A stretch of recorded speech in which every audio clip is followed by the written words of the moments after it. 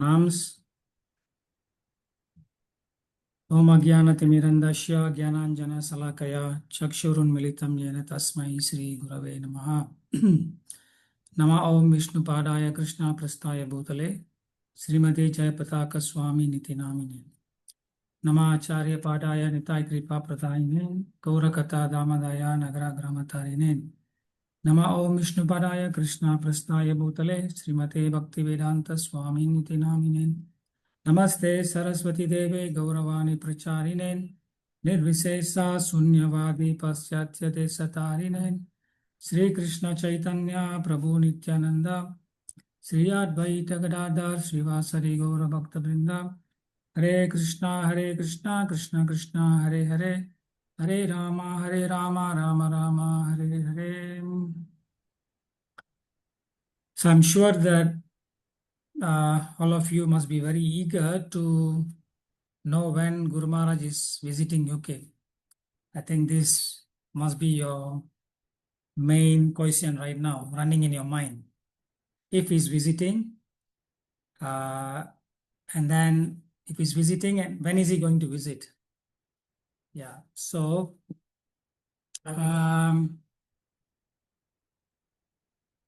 actually our original travel plan was to visit UK right after the Narsimha Chaturdasi and before the Panihati festival in Atlanta. We had all the plan arranged, travel plan arranged, and just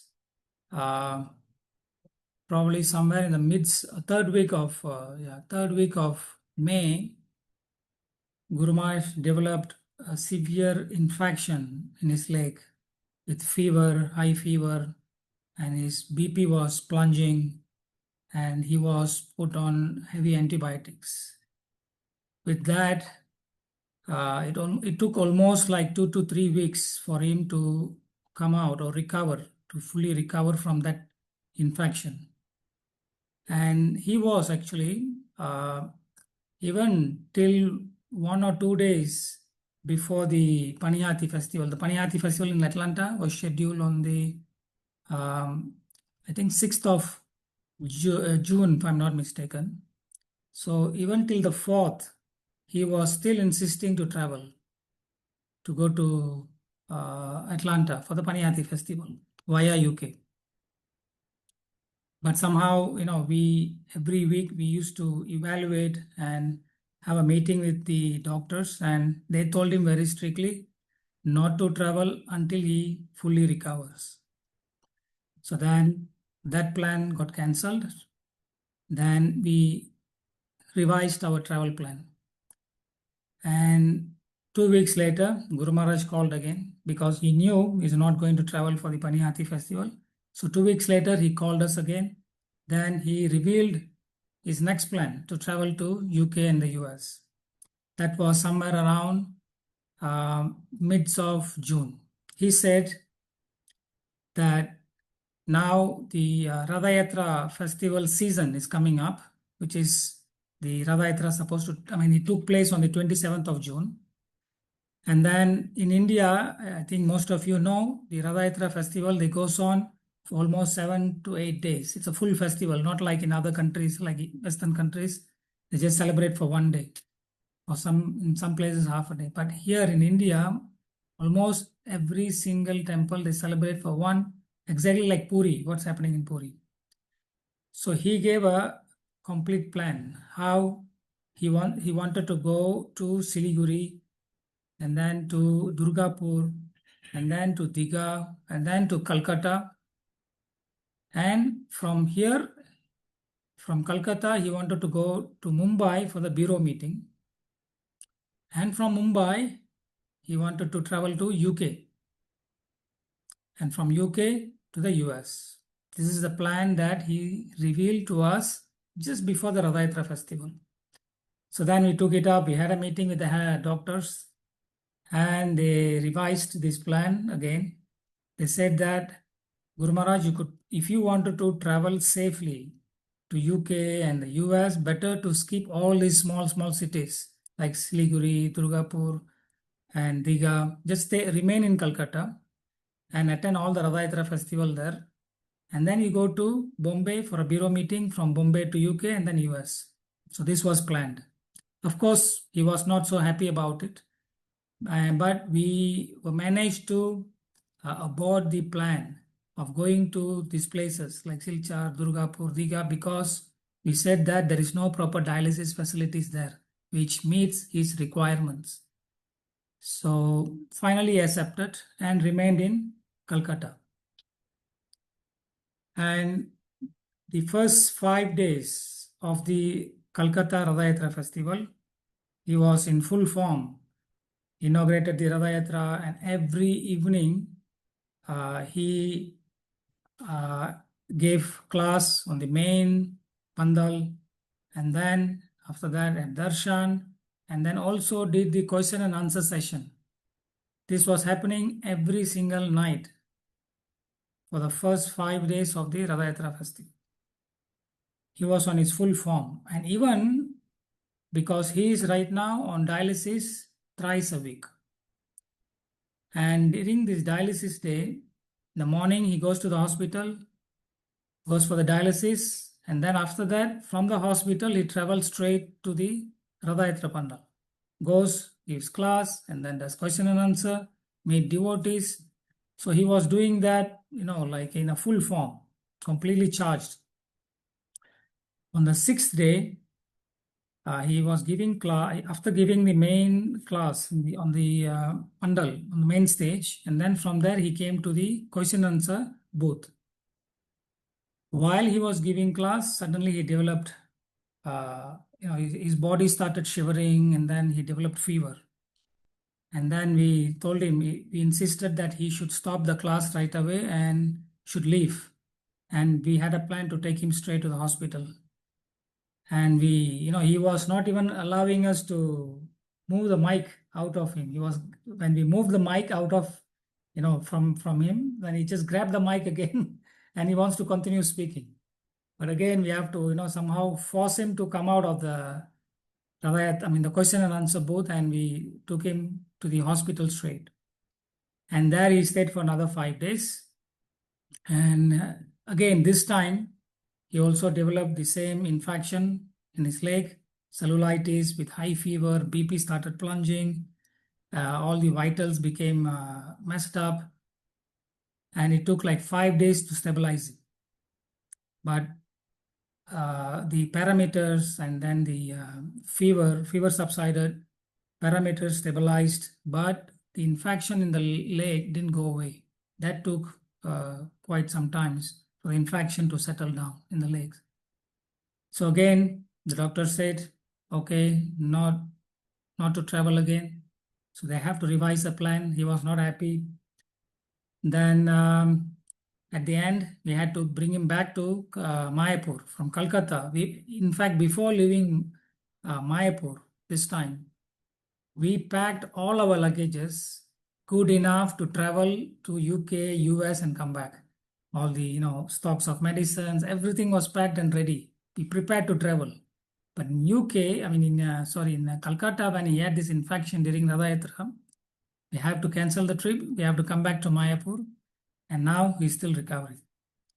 And a couple of days back, he again revealed the third plan. This is for the third time he revealed another plan, the travel plan to go to UK and US.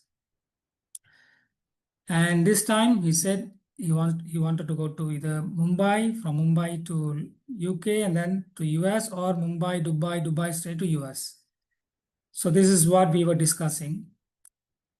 But 2 days ago, unfortunately, 2 days ago, he started having this infection again in the leg.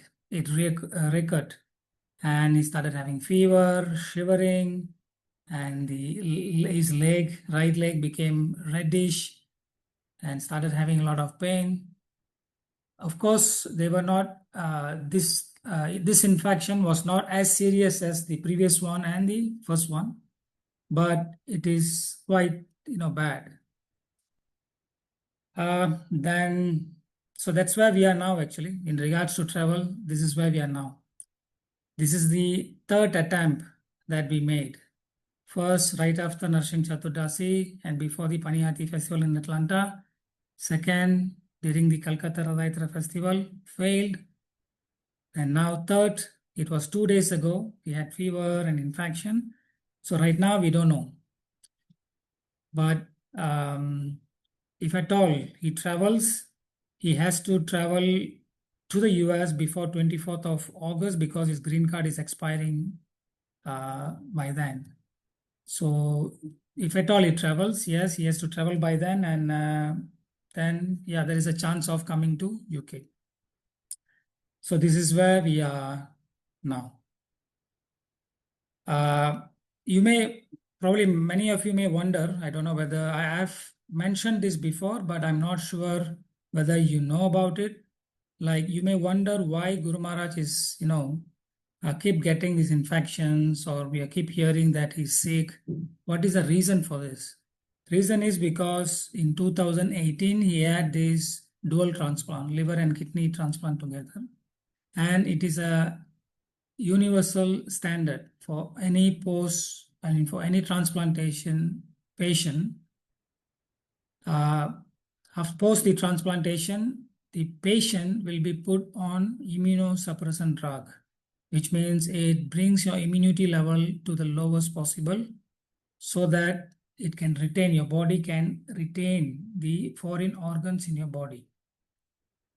But the doctors told us that it is like trading the bigger evil with a smaller evil.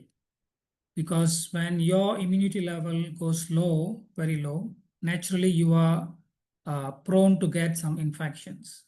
So therefore, he's putting up, despite all these challenges, this is one of the greatest challenges that he has, that he is, very steadily, with full of determination, putting up with all this, continuous infection, different sickness, and carrying on doing all the services that Prabhupada gave him. Like, all this while, for the last 1.5 years, he's on dialysis thrice a week. And even in dialysis room, he's keeping himself busy answering emails, watching reports from different devotees from around the world. They're preaching reports that they send. And also he attends meeting. And beside, then after the dialysis, he goes back into other meetings, gives class, attend festivals. So he keeps himself busy, reading books every day, half an hour to 1 hour. And then also doing Bhakti Sarvabhauma now. He's also studying for Bhakti Sarvabhauma and also giving exam for that. So like that, he is as usual, despite all these health challenges, recurring infections constantly, but he's keeping himself very determined and carrying on with his service as usual. Recently, I was reading this particular subject.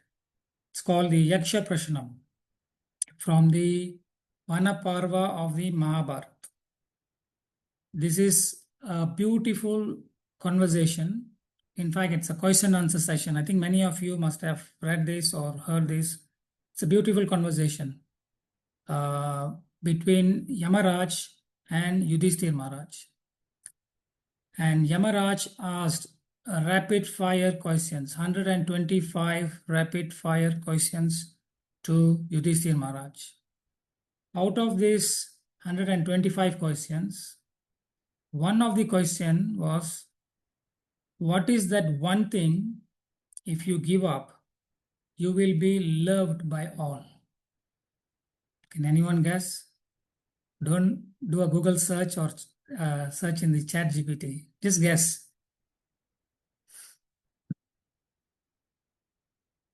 It's the false ego. Yes, ego. Who is that? Ayushi, Maya. Yes, false ego. Right.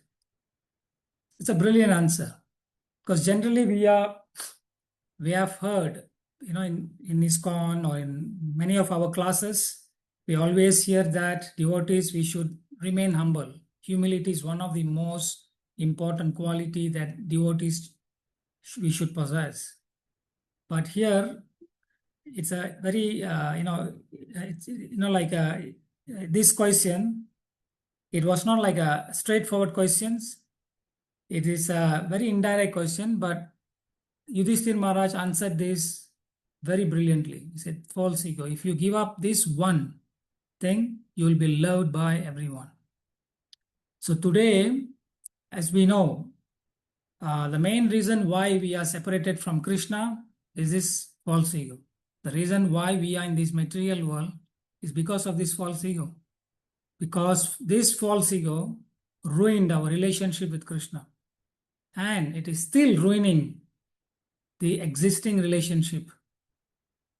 False ego is one of the main cause of the problem that is arising between husband and wife, between parents and children, between devotees, between guru and disciple, between employer and employee, between nations, and the list goes on. I'm sure you all agree to this. This is what false ego does. And it's keep ruining the relationship. And therefore, we are requested to remain humble all the time. That's one of the main teaching of Sri Chaitanya Mahaprabhu also. Because in spiritual life, we are always taught to remain humble. But in the world outside, in universities or college that we go, out there, we are groomed. We are taught how to be egocentric. Because out there, they coach you, they groom you to become the best, to become, super, or to become most powerful. You should be number one in everything. That's how it is groomed. But in spiritual life, it is the other way around. Now, identifying ourselves with false ego is the cause of our fall down. So instead, we should identify what this false ego is. And some of the key characteristic of someone who is inflamed with false ego is generally, I think it's there in me, and you might have seen in others. But we can also do some self-reflection, and we can also see in ourselves if these characters are there within us. Because generally someone who is like inflamed with false ego, what they do is that they feel superior. They feel they are very superior compared to others, and they look down upon others.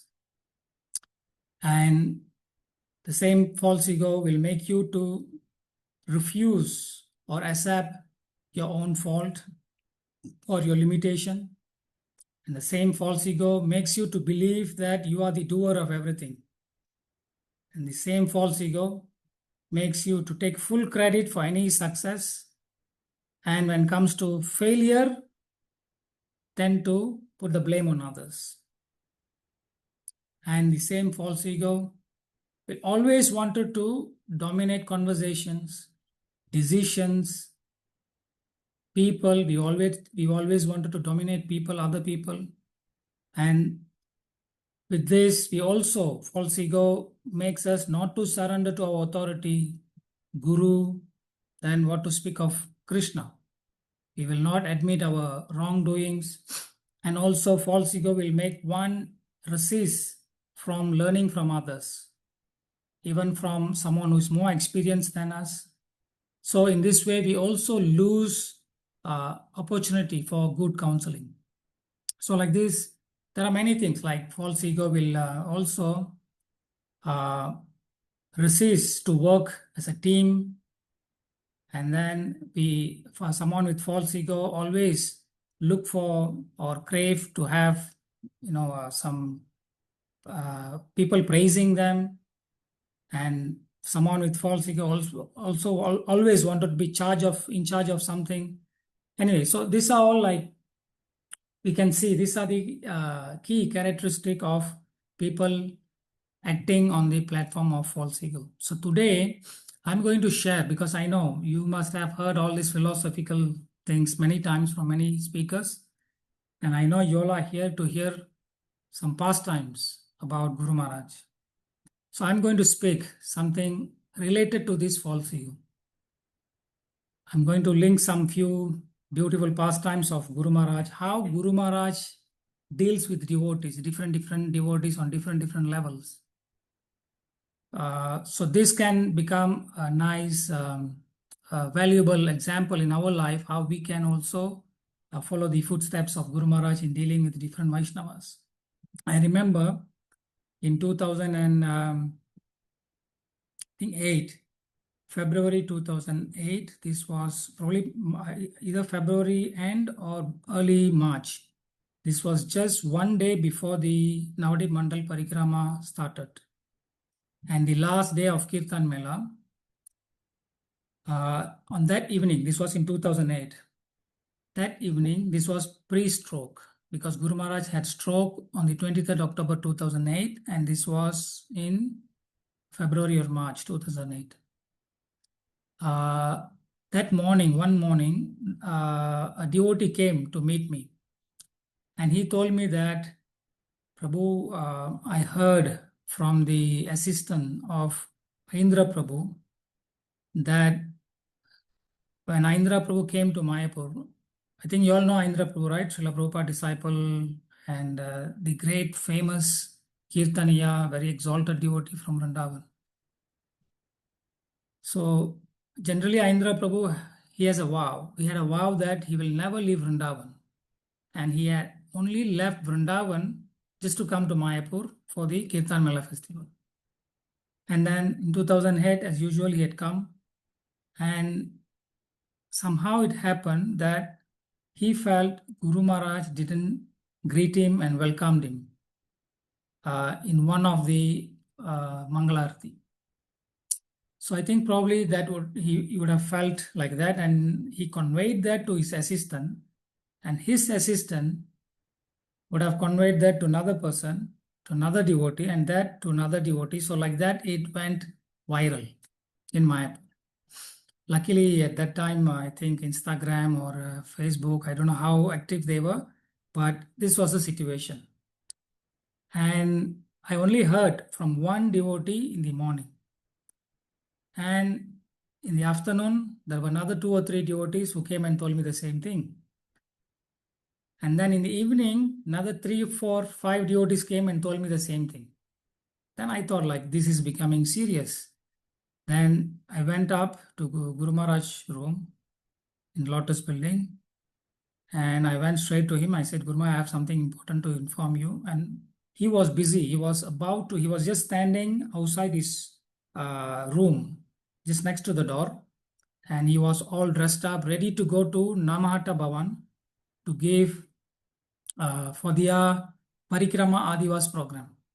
The Namahata Parikrama devotees, generally they do the Adivas and Sankalpa in the evening. And he was ready, about to leave for that. And right after that, he's supposed to come for the International Book Distribution Award ceremony. So he was very busy with that program. And when I told him, he became like quite, I could see some anxiety and his face changed and I could see some anxiety in his face. Then he asked me, where is Indra Prabhu now? I said, Guru Maharaj is in the Kirtan Mela. He's performing Kirtan now. And that was the last day. Then he asked me what to do now. Then I don't know. Then I said, probably you can meet him. And then Guru Maharaj suggested, then maybe I can meet him tomorrow. I said, now Guru Maharaj is leaving tomorrow early in the morning at 6 o'clock. Then Guru Maharaj, he just, was quiet for a while, for a minute or two. Then he went inside his room. Then he wrote a note to Indra Prabhu. And then he told me, you go and give this to, he told me, and I was accompanied by another devotee called Muralidhar Prabhu from Perth. So both of us went down to meet Indra Prabhu in Panchatattva Hall. When we went, by then it was almost like 8 in the night and he was still in the Kirtan. And we waited and waited and waited. at 10 o'clock in the night, he ended his kirtan, and while he was packing his instruments, musical instruments, then we just approached him very, respectfully from behind, and then we told him, Maharaj, Jayapataka Maharaj gave this note to you. He opened the note, and we saw, his eyes became very big, and, we could see his face became very serious. And then he asked me, where is Maharaj now? Can I see him? And I said, yeah. I said, no, give me 2 minutes and I'll find out if it is possible to see him. So I called one of the servants who was with Guru Maharaj and asked Guru Maharaj to ask Guru Maharaj if Guru Maharaj is ready to meet Indra Prabhu. And immediately he said, yes, Guru Maharaj is ready to meet him.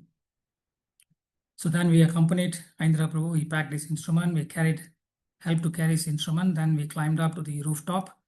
As soon as Guru Maharaj walked in, as soon as Indra Prabhu walked into Guru Maharaj's room, Guru Maharaj, he was attending a meeting. We had Bhakti Purushottam Maharaj, Prabha Vishnu Prabhu, and few leaders from ISKCON Nepal. They were sitting there and they were attending a meeting with Guru Maharaj, discussing about some managerial issues in ISKCON Kathmandu. And Guru Maharaj was honoring his dinner. He was eating sandwich, and there was some milk and sandwich.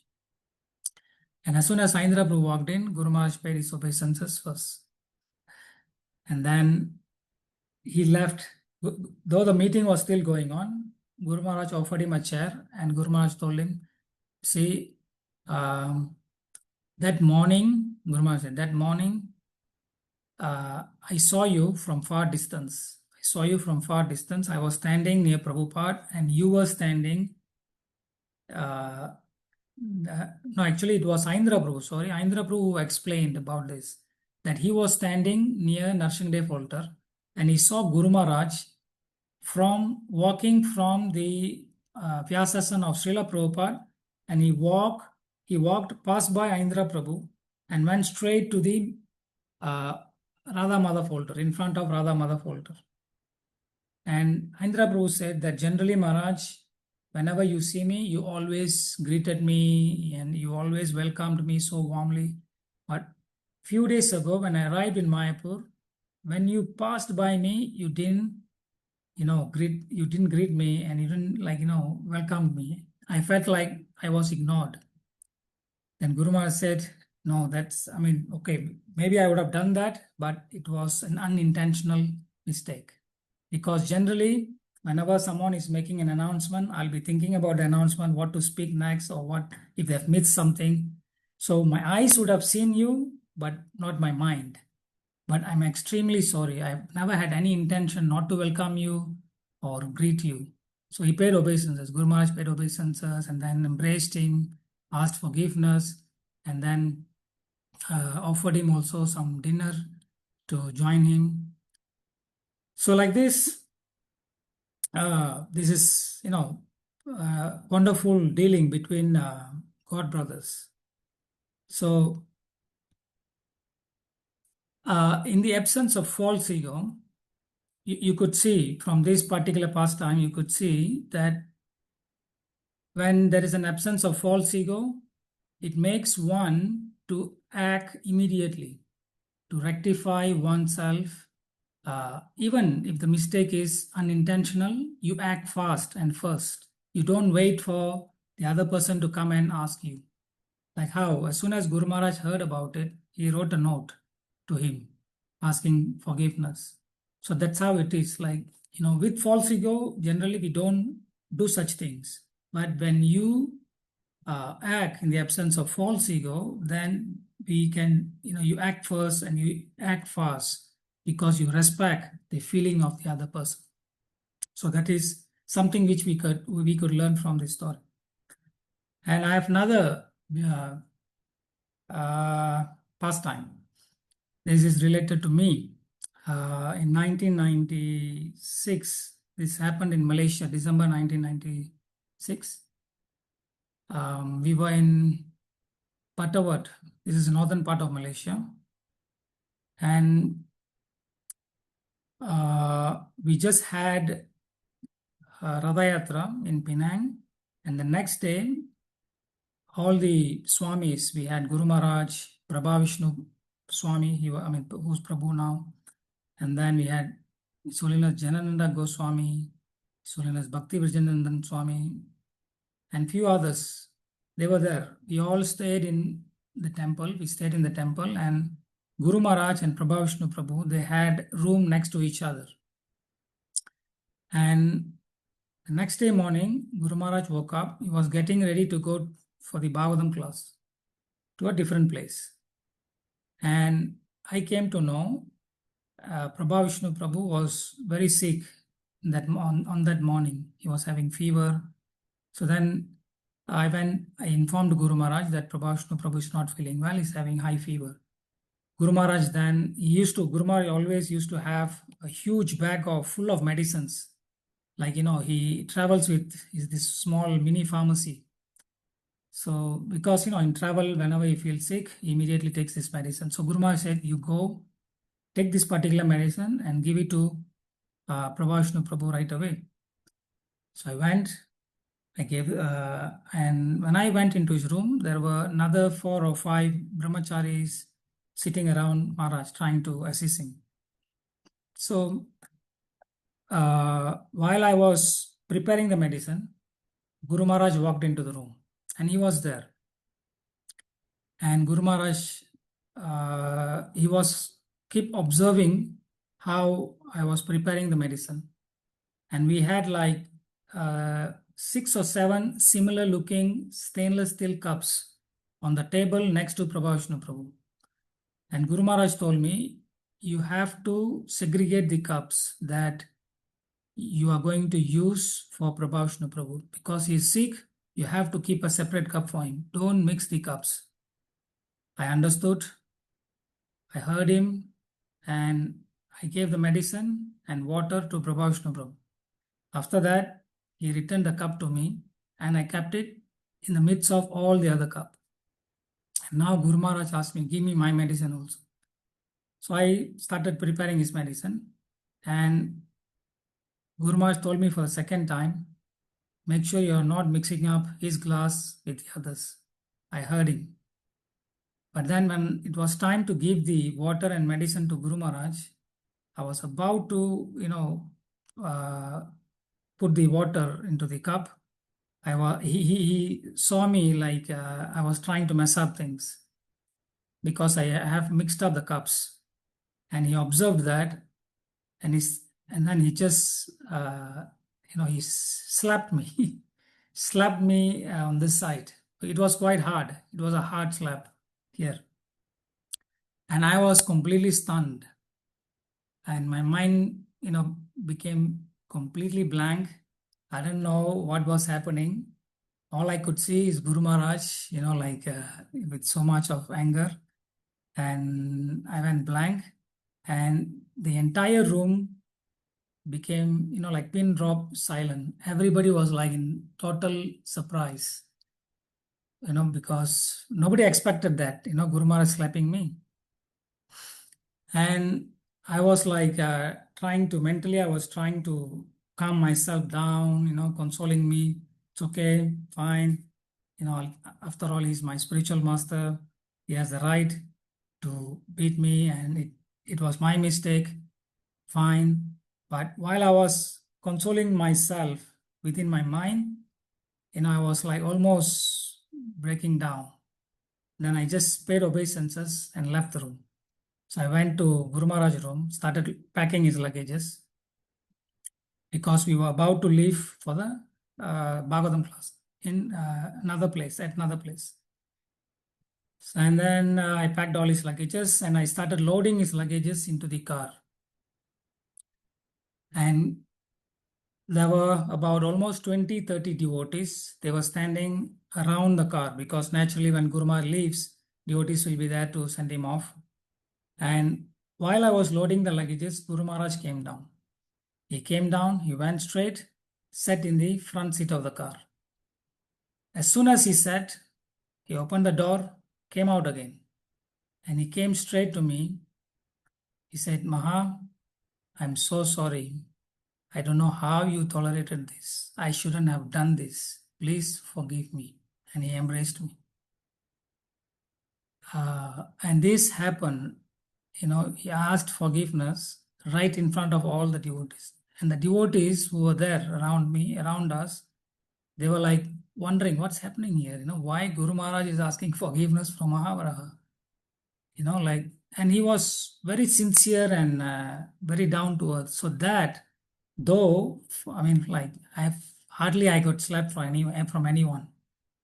I don't remember even my father had slapped me, my biological father. But here Guruma has slapped me and I went blank. But here, immediately, within 10 minutes, he came and asked forgiveness so genuinely, so sincerely.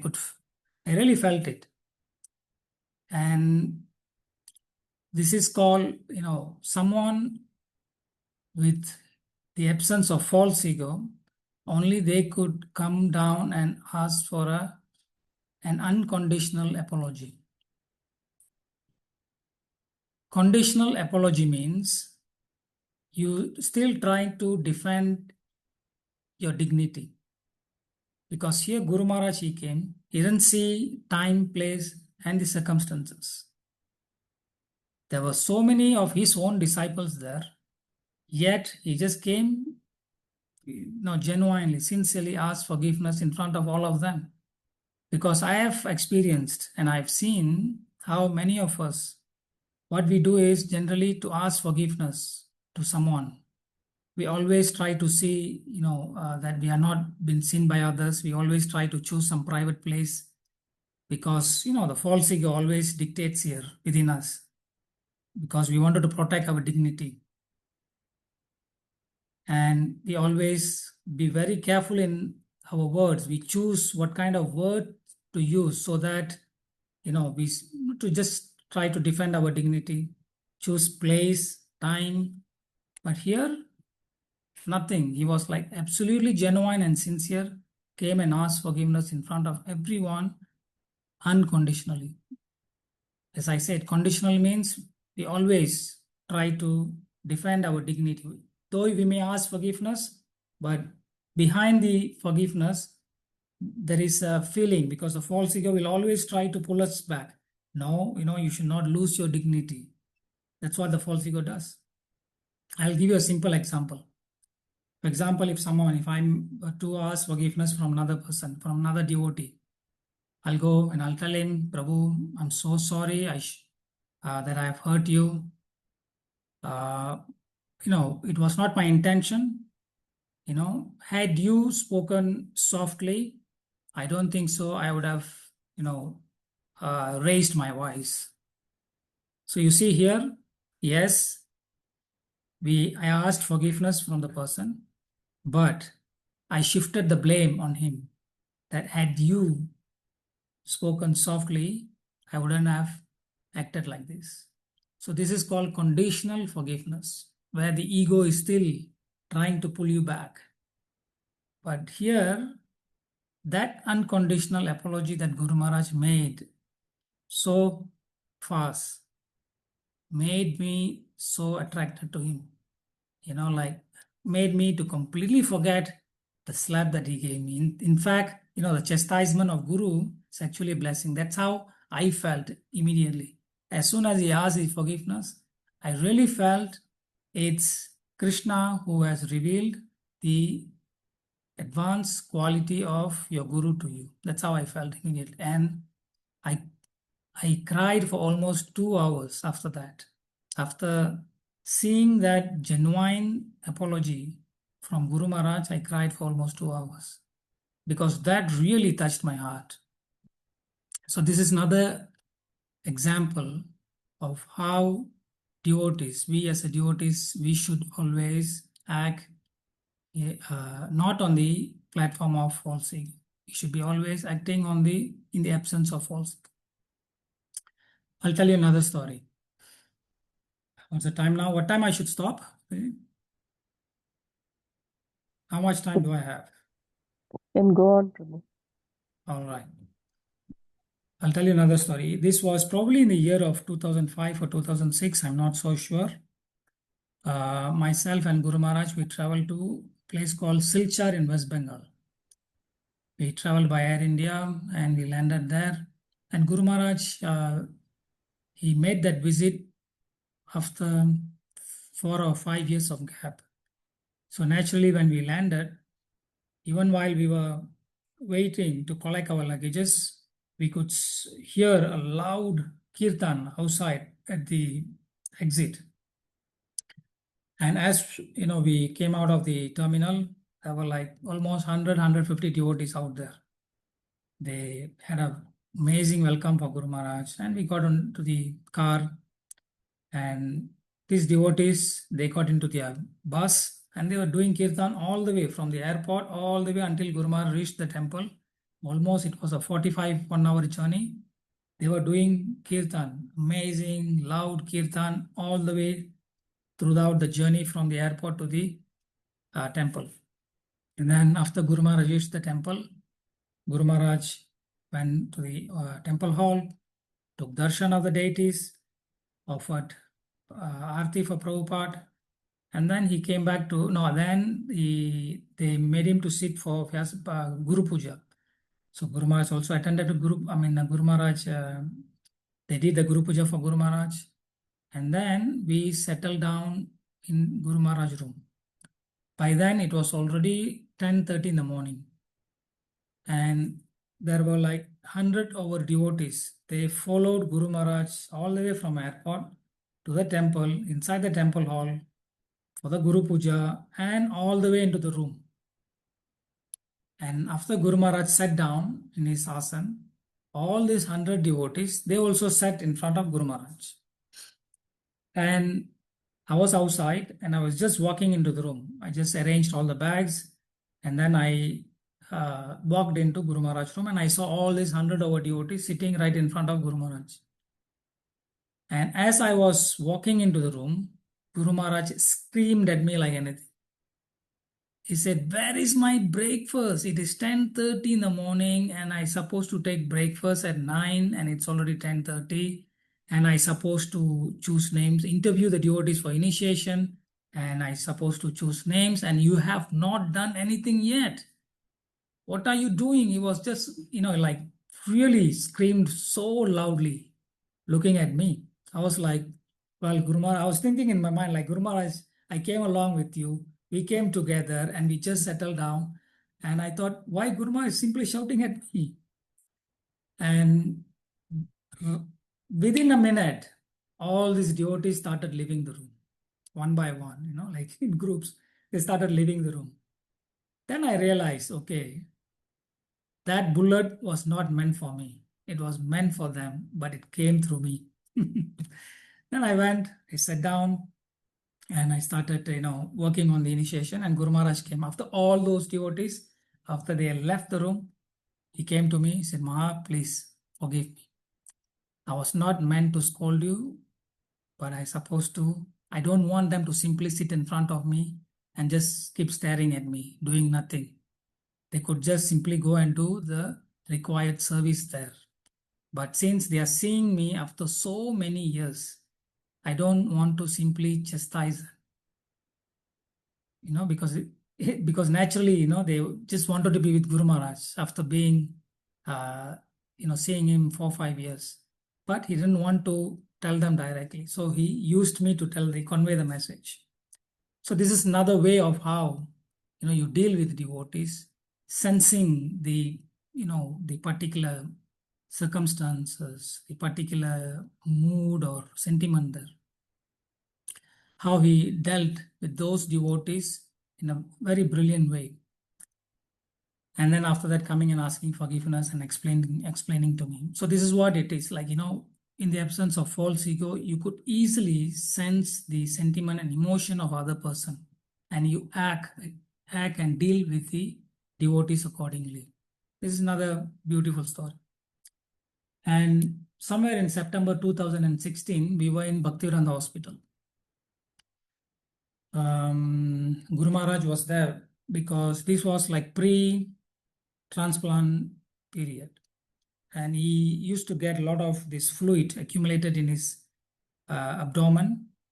And quite often we go to the hospital to remove those ascites fluid. And on this particular time in September 2006, we was in Mumbai, or we supposed to travel from Mumbai to, I think, Slovenia, Italy and Slovenia. So before that, Guru Maharaj visited the Bhaktivedanta hospital to get this ascites fluid removed from the abdomen.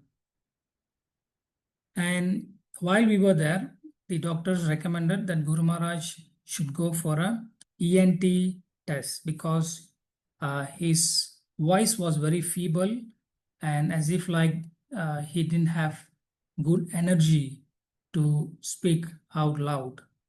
It was very soft. He was speaking very soft. So therefore, the local doctors, they recommended him for go for a ENT test. So I arranged ENT test with Dr. Rasa Manjari Mataji from Bhaktivedanta Hospital.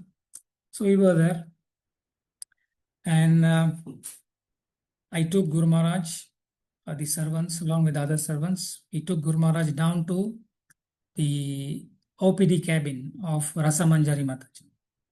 And as soon as we went in, Mataji was all ready.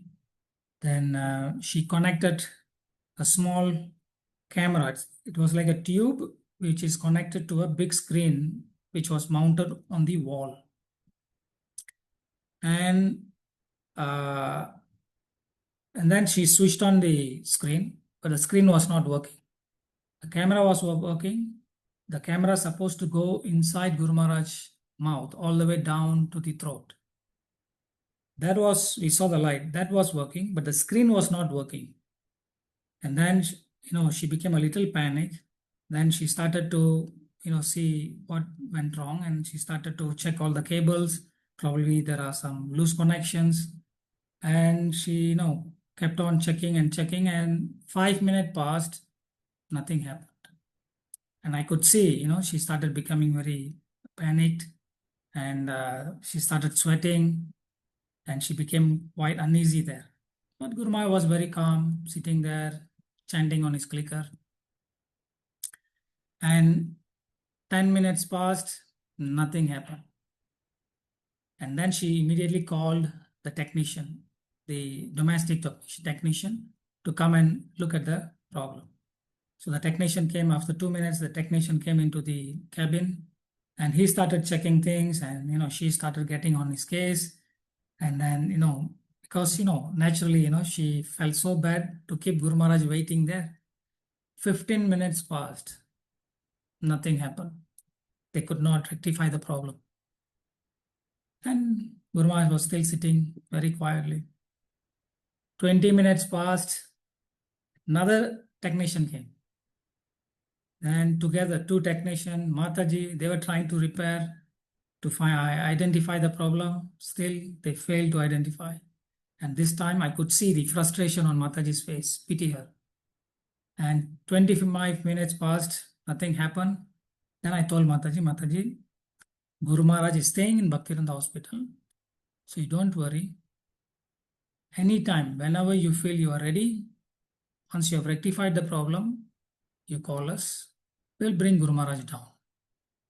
She said, okay, Prabhu, fine. Take him up and I'll let you know. But we could see, she was like so frustrated and she felt so bad that she kept Guru Maharaj waited for 25 minutes. And Guru Maharaj didn't say anything. He was just quiet, very peaceful. Then while we were rolling Guru Maharaj out of the cabin, then Guru Maharaj said, stop. I stopped and Guru Maharaj said, go and tell her not to worry, and I'm going to get a second chance to meet her. And I'm looking forward to meet her again. And I went back to her cabin. I told Mataji, Maharaj has a message for you. He said, not to worry, and he's happy to come and meet you again. I could see tears welling up in her eyes, hearing that, statement from Guru Maharaj. Because here, what you could see here is, here Guru Maharaj lost 25 minutes of his time, valuable time. Though he is the loser, but he made the other person more important. And by doing so, though he has lost his valuable time, but what he gained was the trust and love of the devotee. See how he dealt. Generally, person with false ego, they'll say, you have wasted my time. They would have blasted people like anything. But here, he was very quiet, though he lost 25 minutes of his valuable time. But he made her and made her to what he called, released her from her guilty and anxiety by giving some sweet words. Now, not to worry, I will get a chance to see you again. So this is how you deal with sometimes with devotees, and this can only be done in the absence of falsehood. Because though you are a loser, being a loser, still you give importance to the sentiment and emotion of other person. But someone with false ego will never do like this. So this is another. Though this story may look very simple stories, but there are a lot of things which you can learn from exalted devotees like Guru Maharaj. There are other things, like as I said, someone with what he call false ego, they may not like to work in a team. They are not what you call that, they're not a team, what do you call that, they don't like to be a part of a team. They don't like to work with a team of devotees. But what I have seen from the time I know Guru Maharaj, and especially being with him full time for the last 16, 17 years, I think most of you all know, Guru Maharaj is one of the senior most co-director in Mayapur. Prabhupada made him the co-director in Mayapur. So he is a co-director in Mayapur since the inception of Mayapur till today. And being a senior most guru, sannyasi, co-directors in Mayapur, I've always seen him being very respectful, being very cooperative, and willing to welcome, give room to all his junior managers. I've never seen him exercising his superiority. I'm the senior most co-director here. You have to listen to me. Never seen him exercising his superiority at all. He always, like in Mayapur now, with Gopal Krishna Maharaj left this world, Bhakti Charu Maharaj left this world. Many of his peers, godbrothers, who were the leaders of Mayapur, Tamal Krishna Maharaj, with all of them not on this planet anymore, Guru Maharaj is almost the like senior most. He's the senior most co-directors here, and all those who are under him now, all are juniors. And he always deals with them as if like, he exactly how he has dealt with his peers, god brothers. I've never seen him being very egoistic. He always, whenever they come, he always offers them ice cream. Whenever he takes some snacks, he always gives them snacks and make them to feel like they're part of the team. As a team, they decide things together, takes decisions together. He never dominates the conversation. That's why I was making all this point. Never dominates conversation, never dominates them, never dominates decisions. And he always likes to listen from them, always work as a team. And I've seen this. As I said, he never exercised his superiority on them. There was a time, probably about 10 years back, where the power of co-directors was completely stripped off. There was some restructuring happened on the Mayapur management, restructuring of the Mayapur management. And in that, the co-directors were kept just for a namesake because Prabhupada, made this particular position in Mayapur. So, the position was retained, but they don't have any power, no power. The only thing they could do to call for an emergency meeting. This happened about 10 years ago. Um, During in the process of restructuring the management. And Guru Maharaj and one more devotee, they were the co-directors. They were made as a co-directors to be in that position because Guru Maharaj, he was appointed by Srila Prabhupada to be a co-director. So that position was retained but without any power.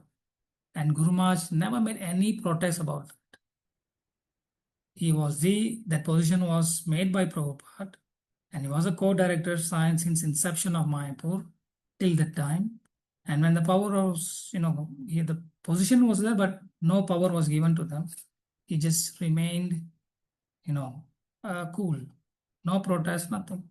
Then after a year or two, they realized that, that was not working well. So they again brought back these co-directors into full-fledged power. So like that, as I said, someone with false ego would have acted in a different manner.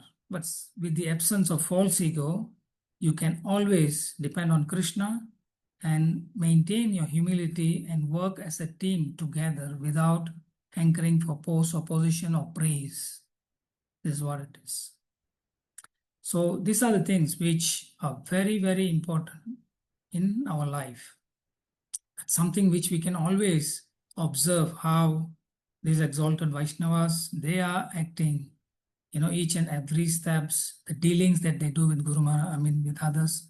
And we always observe how Guru Maharaj deals with his godbrothers, god sisters, with his disciples, with the devotees in general, being the senior most person. He always maintains his humility, the sweet dealings with devotees, because these are very important elements, as we know.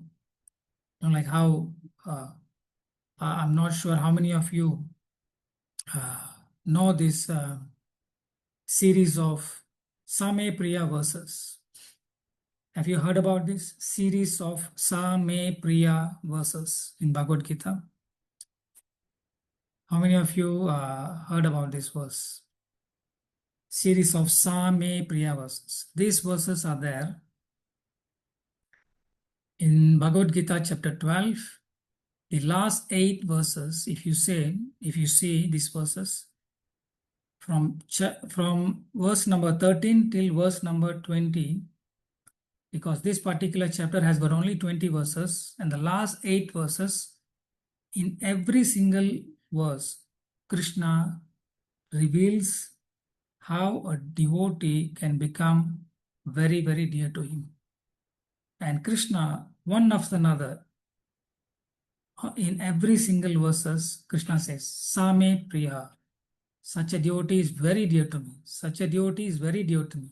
Repeatedly, the last 8 verse, you can have a look later. Repeatedly saying, such a devotee is very dear to me. And how? Krishna reveals the secrets. Krishna says, if one is free of false ego, one never claims the proprietorship, one being very friendly to devotees, with others, one who never creates any anxiety to others, one who never puts anyone in difficulties, one who never create any fear on others, and one who never envy others. They are very, very, very dear to me. Krishna reveals how a devotee who is practicing bhakti yoga should develop. What are the qualities they should develop? And these 8 verses in Bhagavad Gita, these last 8 verses in Bhagavad Gita, chapter 12, are very, very important for devotees to really dive deeply into these verses. Because with this, we can develop these qualities, and Krishna is openly saying in these verses how one can become very dear to him. Never, in any other part of Bhagavad Gita, Krishna has mentioned this repeatedly. Maybe here and there, 1 or 2, but repeatedly, verse after verses, 8 verses in total, Krishna is explaining how his devotee can become very dear to him. And in all these verses, you can see Krishna talks about never become envious of others, free of false ego. It says Nirankaraha. Yes, that's the word he used. And then no false ego, and then no claiming proprietorship, be friendly. No, you can read those verses, amazing verses. And these qualities, if we implement these qualities, naturally the relationship between we devotees, definitely they can improve, and we can see a very loving, kind relationship can be established. Because if someone who acts on the platform of false ego, he may feel superior, he may feel, temporarily he may feel that he's getting everything, but in the long run, eventually he will end up in an island called ego, false ego, because all those who are around him, they will leave him. He will lose the sangha, the association of devotees, if he still keep acting on the platform of false ego. But for someone who acts in the absence of false ego, you will see thousands of people will be attracted towards him. You can see that in Guru Maharaj. The reason why thousands and thousands of people are going after him, because of his kindness, because of his friendliness, because the way he deals with the devotees. So yeah, with this, I land my speech. Hare Krishna. And I pray to all of you, all you wonderful devotees. I can also act on the platform free of false ego. So bless me. Hare Krishna.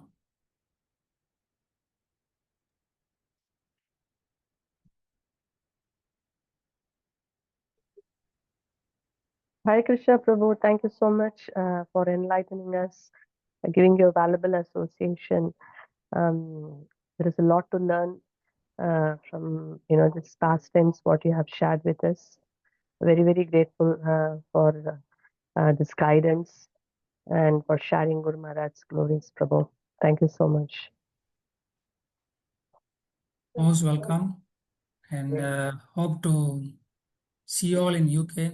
I see Chudamani Mataji there, Gaura Prema Gayatri, Taruni Radhika, Shukanti Mataji. I hope devotees in UK are all praying for Ambrish Prabhu. Ambrish Prabhu is a very important person in our movement and is very dear to Prabhupada. Also, don't forget to watch this movie, Maha Avatar Narasimha. Are they already started screening in UK? Oh, here devotees are really feeling the appearance of Lord Narasimha. It's an amazing movie.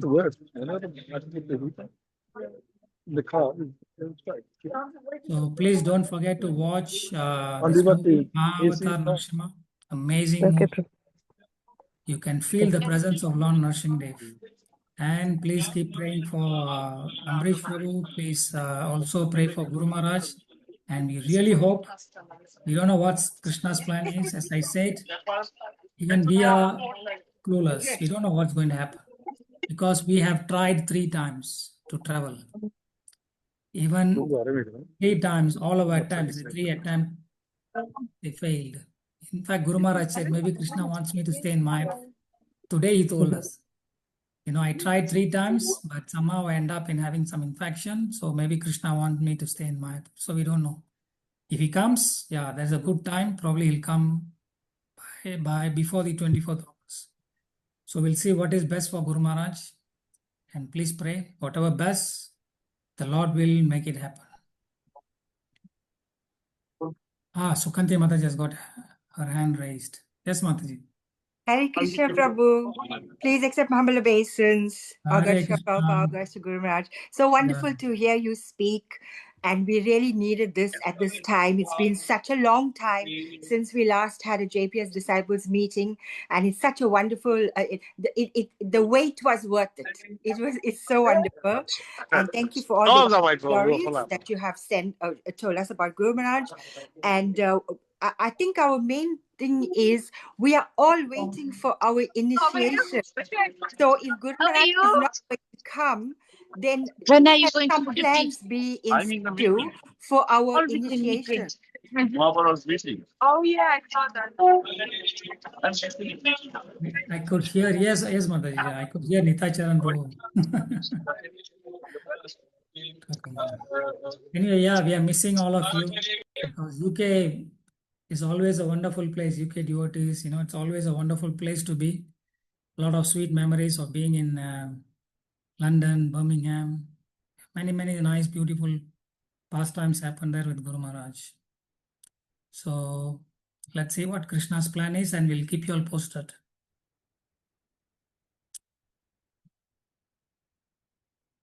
Okay. Shall Thank you we all once again. unmute and say 3 big Hari Bols Adi, for Hare Prabhu? Krishna, Adi. That's See, our very good. gratitude. Jagdishwari, Kishori, Hare Gokul, Krishna, and Hare Hari Hari. Bol Krishna, Prabhu, Hari Bol, Hari Hare Bol. Krishna Prabhuji, Hare Hare Krishna. Krishna, Hare Hare Krishna, Bol, Kalpatarubhyasya, Hare Kripasindhubhya, Bol, Hare Pallidana, Bol. Excellent. Dandavat pranam, Srila Prabhupada. Thank you. Thank you all once again. Thank Thank you. you, Prabhuji. Thank you. Sitaram. Jagadguru Prabhupada ki Om jai. Namo Srila Guru Maharaj ki jai. Thank you. Hare Krishna, Hare Krishna, Krishna Hare Ram, Ram Ram, Hare Hare, Hare Krishna, Krishna Krishna, Hare Hare, Hare Ram, Ram Ram, Hare Hare, Hare Krishna, Krishna Krishna, Hare Hare, Hare Ram, Ram, Hare Hare, Hare Krishna, Krishna Krishna, Hare Hare, Hare Ram, Ram, Hare Hare, Hare Krishna, Hare Krishna.